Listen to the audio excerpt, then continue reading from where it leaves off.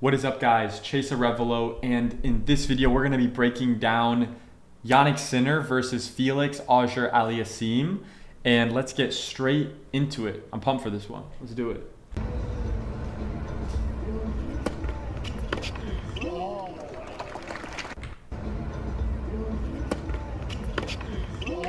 So the lesson here, I'm assuming that was a second serve. On a second serve, Felix decided, look, I can just return the ball back, but what higher level players do is they take risk on second serve returns. Because think about it, that could be the easiest ball you get the entire rally. So Felix made a good decision to take risk off of Yannick's kick serve, where he can catch the ball high, rip inside out, and hit a winner. So good decision to go for that.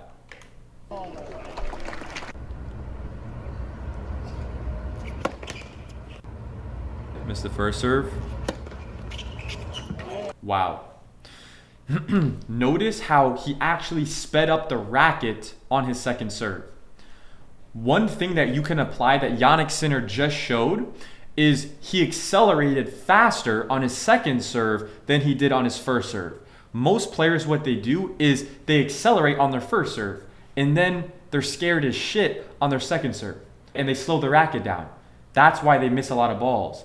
The best players actually accelerate faster on second serves. And at the higher levels, then that's when you see maybe you actually get some aces on second serves as well. But that's due to the fact that they're staying confident and they're going to accelerate even more on the second serve. Let's roll.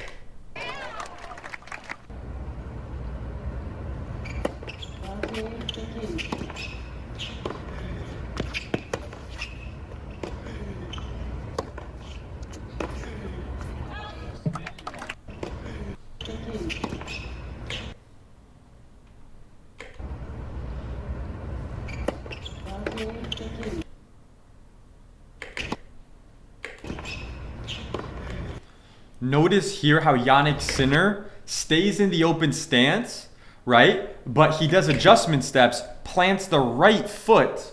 Let me make sure the cursor's here. Yeah, he places the right foot behind the ball, turns his hips, and gets even lower. He's sinking down into his hips as he's turning his hips here. So that's something you can apply when you're on the run on the forehand, just like Yannick Sinner just displayed right here.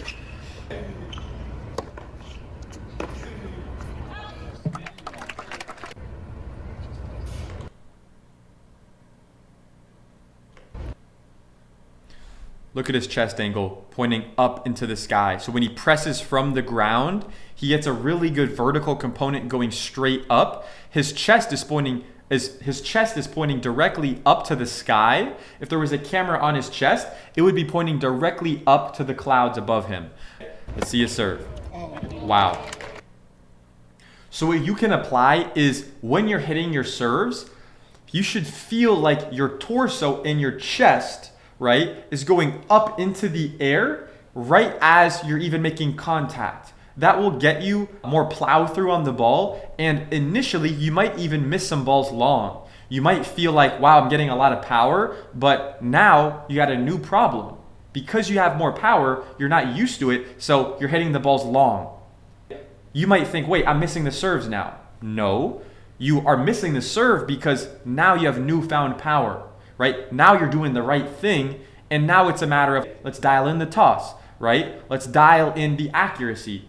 But you can always look for ways to get more juice on that serve. And if you're not actively working on, is my chest angle facing directly up to the sky, then you're not going to be able to transfer the leg drive up into the ball as effectively as someone like Felix Auger-Aliassime, who's able to do that consistently, right? And these guys, they're not trying to think about their chest angle. This is kind of just baked into what they do, but it's a checkpoint that, look, I mean, this guy's a very talented player, but let's say you're not the most talented player, you might have to actively work on that at the beginning, right? Until it's a habit. So you can learn from him and apply that to your own serve.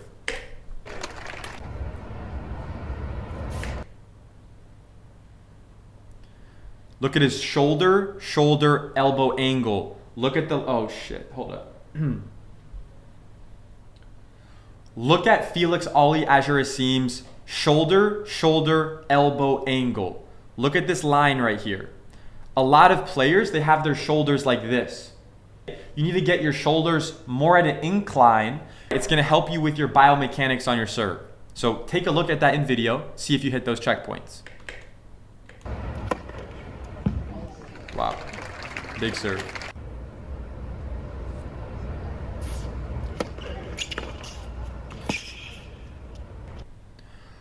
So, where is Sinner going to go here? Felix is camping out a little bit on his forehand side here, which is leaving the inside out ball open. So Jannik Sinner has to make a decision. Can I hit a winner cross court? In this situation, it's an inside out forehand. So can I hit a winner cross court? If you're Jannik Sinner, you can hit a winner cross court if you really go for it. If you don't feel like you can do that, go back down the line. So I got a feeling he's going to rip the ball inside out for a winner. Let's see what he does. I could be wrong.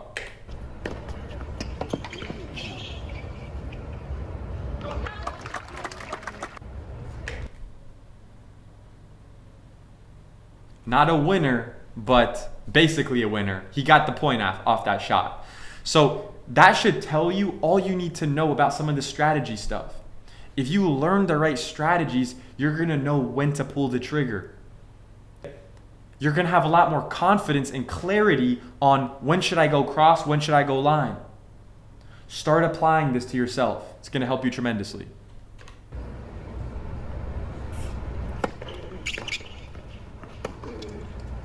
Look at that footwork. Look, he serves. Look, he serves. He lands. Look, he lands a step in. He's not landing a mile into the court.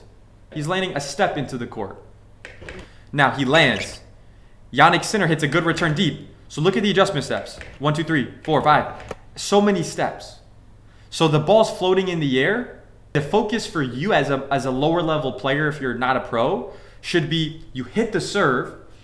They're hitting a good return. How many adjustment steps can I take?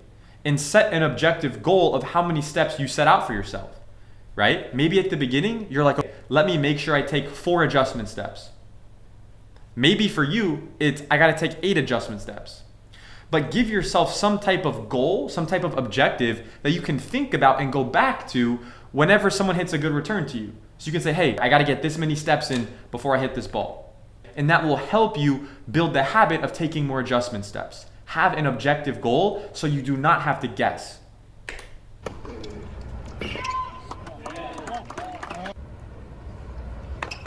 Great split step. Better serve though.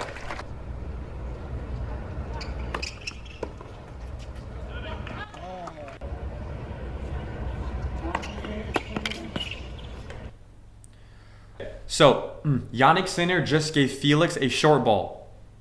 So Felix has to make a decision. Can I hit a winner cross court? If not, I'm going to go down the line. If you're Jannik Sinner, you gave this guy a really short ball, and at this level of pro players, they're going to be able to basically hit a winner almost either way here, right? So if you're Jannik Sinner, you have to guess. You have to guess, say, well, because I'm in the middle of the court, he's probably going to go down the line, because if he decides to go cross, I'm already kind of covering kind of the forehand side as well. So based on this fact, Felix is probably going to go down the line. He might pull the trigger and go cross, but more often than not, he's probably going to go down the line. So if you're Jannik Sinner, you got to guess. Guess and go and give yourself a chance to actually get there. Let's see what he does. Oh, wow. Look at that. He guessed early. Look at that. Let's watch it again. Return. Short ball. Way short. Wow. He guessed, and look how he plants open stance. You're out there back home trying to hit close stance. What are you doing? What are you doing? Open stance. Open stance. Open stance. Look at this. Look how his hips are open and he can easily just turn them and get power. Open stance is the modern way to play. Just take it from these guys. Look at what they're doing. Just look at what they're doing, guys. even though he missed that ball, that was the right thing to do from his leg positioning standpoint. Wow, big serve. Split. Wow, serves are crazy here.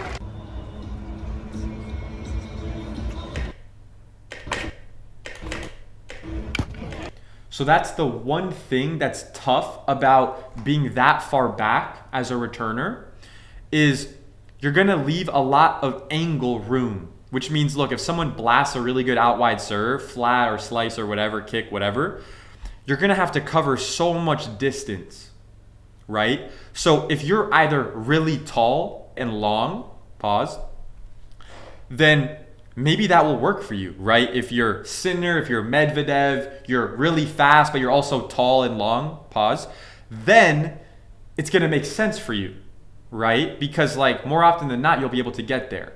But if you're maybe not the best mover, but maybe you have good hand-eye coordination, it's gonna make more sense to stay a little bit tighter to the baseline and try cutting the court and taking those serves early.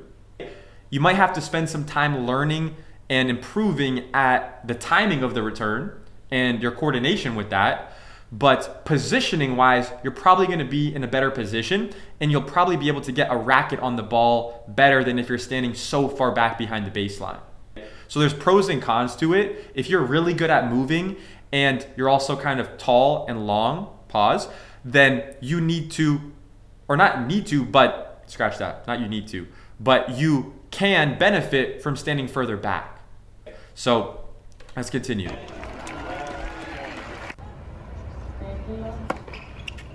That's crazy. It's a crazy serve.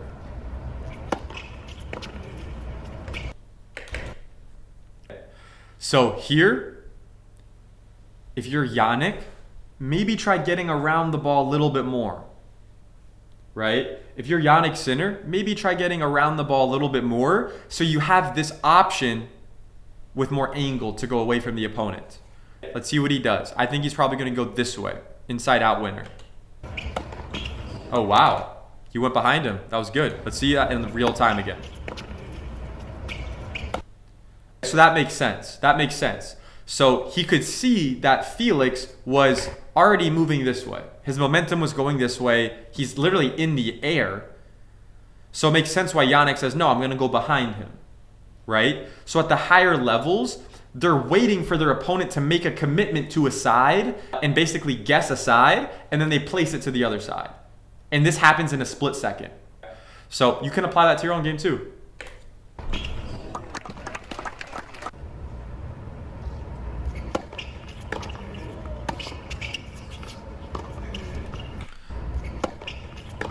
Look at when Sinner is getting the ball. So the ball's traveling over the net. Look at how many adjustment steps this guy's taking. Look at this. Oh, not on this one. Look. But in between, look, he's already doing like 3-4 adjustment steps. 5, 6. Boom, split. Semi-open.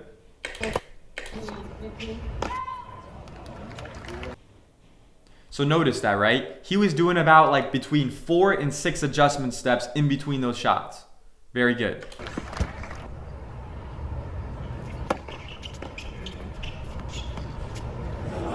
Wow.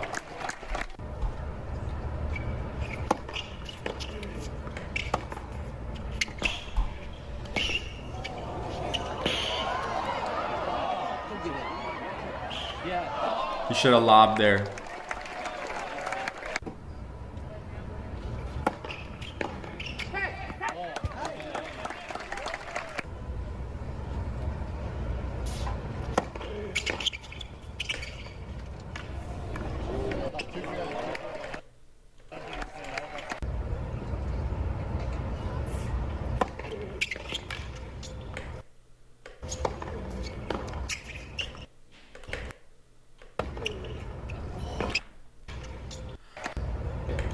So I want to point out why Felix Auger-Aliassime went back inside out when he had the open court to go to. I'm going to break it down. He hits an out wide serve. Yannick Sinner hits a shot but it's pretty angled, so Felix is all the way out here. So if you're a lower level player, you might be thinking, well, wait, why doesn't Felix just go to this side? Because it's the open court. Yannick's all the way over here, bro. Like, why am I not hitting to the open court and try to put the ball away? Well, it's very simple. Because if he hits that shot, if he doesn't hit a pure winner off that, Sinner's going to get there and he's going to hit a forehand cross, boom, and put it away on him. So he realizes that going down the line is not the best option. Let me try to control the rally going inside out. Even though that Yannick was still in that position.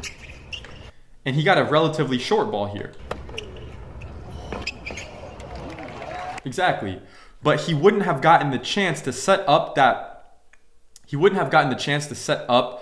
point if he bailed out of the rally and just tried to hit a winner down the line there. He was patient. He said, no, I'm going to rip the ball, damage him back inside out, get the shorter ball, and then punish it when I can basically hit a winner. It wasn't a winner, but it did enough damage to basically function as one.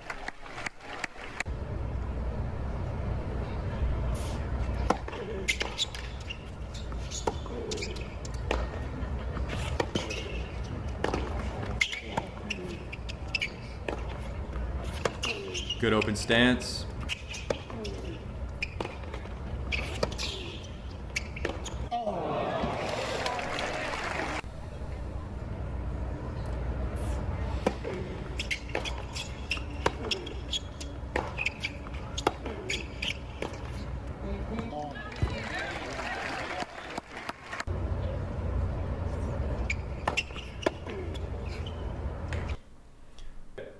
So if you're Felix, you have to guess. So look, he actually moved before Yannick hit the ball. Notice, Felix is doing exactly what I'm coaching on. I'm saying, you have to guess in this situation. And he's guessing. He already committed to this target. He's saying, Sinner's going inside out. He's saying, look, if Sinner goes to the other side, I'm losing the point. But at least I'm going to take the chance and I'm going to have an opportunity if he goes to the side. So he makes an educated guess, goes to the side. Let's see what happens. If Sinner's smart, he's going to read that. He's going to see that he committed, and he's going to just guide the ball to this other side here. Let's see what he does. Take a guess. See what he's going to do. Let's find out.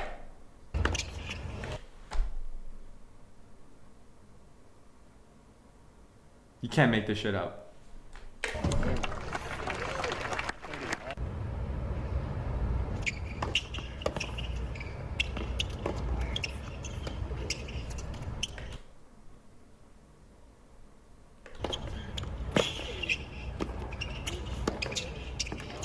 Wow.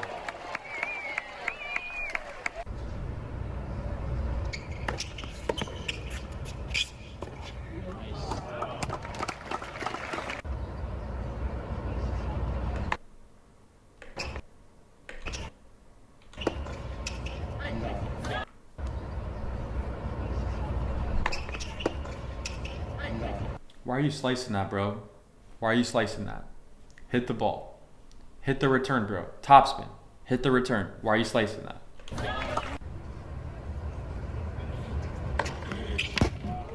That's a crazy serve.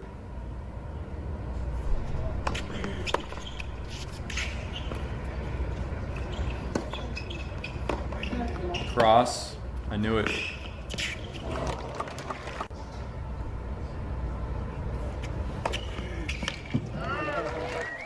Crazy out wide serve.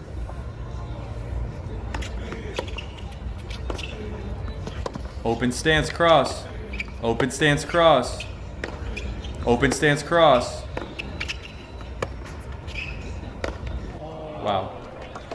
Patience. Patience in the cross-court rally pays off. If you got no clue what to do and what shot to hit, default to being patient in the cross-court rally. Keep it simple and focus on how good can I execute these cross-court balls. Hit as big as you want. Rip the ball. Crush the ball. But go to big targets and go cross-court.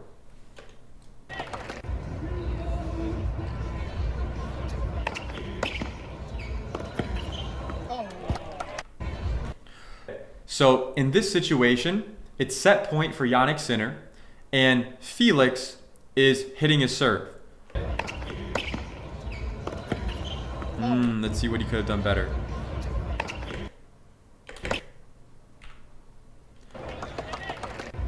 So it's set point for Yannick Sinner, and let's see the footwork on his return here.